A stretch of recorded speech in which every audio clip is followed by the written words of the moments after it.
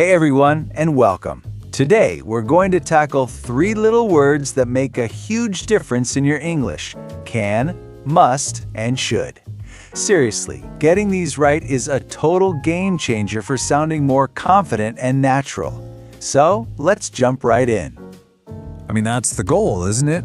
Well, these little words are the secret keys to unlocking that next level of fluency. They pop up constantly in everyday conversations, and today, we're going to make them your secret weapon. So before we dive into each word individually, we need to talk about the one big rule that covers all of them. And trust me, once you get this one rule down, you are already halfway there. It's that simple.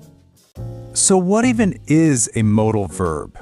Well, the easiest way to think about it is as a helping verb. It comes right before the main action word in a sentence, and its job is to add extra information.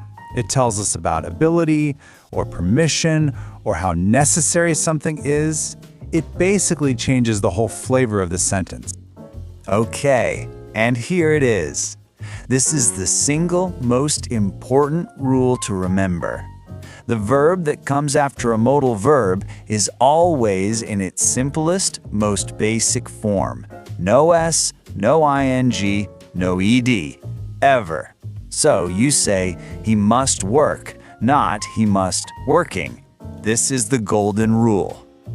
The formula is just beautifully simple. You have your subject, you add the modal verb, and then you add the base verb. That's it. And get this, the modal verb itself never changes either. You never say he cans or she musts. It's always just can or must. Easy, right? All right, let's kick things off with our first modal verb, can. This has to be one of the most common and useful words you'll ever use in English. So, can does 2 main jobs for us. First, it talks about ability. What you're physically or mentally able to do. And second, it's used for permission, asking if something is okay or telling someone that it is. Here's a perfect example of ability. It's a simple fact. It tells us what skill she has. She has the ability to speak 3 languages. And now for permission. We use this all the time. You're just politely asking if it's allowed, if it's okay for you to sit in that spot. Now, making negatives in questions with can is super easy. For the negative, you just add not, which almost always gets squeezed into can't when we're talking. And to ask a question, you just take can and pop it right at the beginning of the sentence. For example, I can't swim. It just means I don't have that ability. See how simple that is? Okay, let's check out our next modal. Okay, now we move on to must. And you need to know right away that this word is a lot stronger than can. It has a real feeling of importance and necessity to it. Must also has 2 main uses, and they're pretty different. The first is for a strong obligation. Think of a rule or a law, something where you have 0 choice.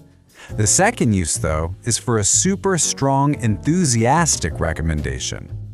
This is the classic example of obligation. It's the law.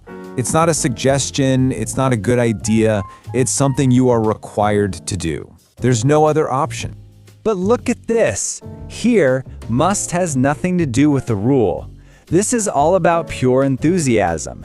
It's like you're saying, this food is so good that I feel like it's my duty to tell you that you have to experience it. It makes for a really powerful recommendation. Now, the negative form, must not or mustn't, is incredibly strong. It means something is absolutely forbidden. It's not just that you can't do it, it means you are actively not allowed to do it. It's a total prohibition. All right, on to our final modal verb for today, should. And a good way to think of should is as the softer, friendlier cousin of must. It's all about giving good advice. So we use should when we want to give advice or make a recommendation. But, and this is key, the other person still has a choice.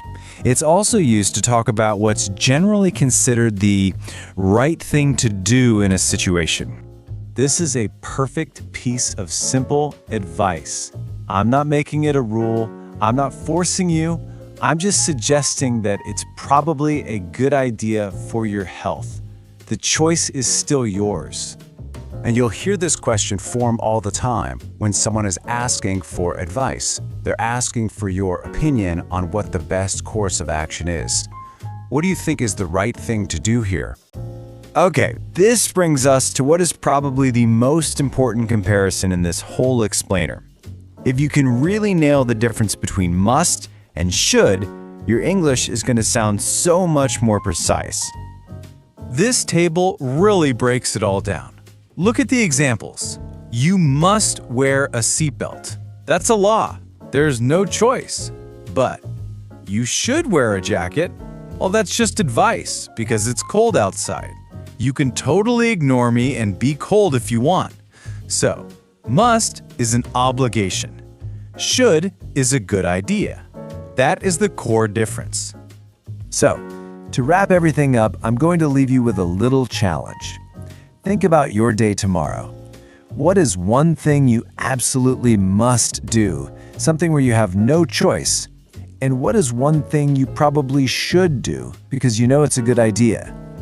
Answering that for yourself is the very first step to really mastering these powerful little words.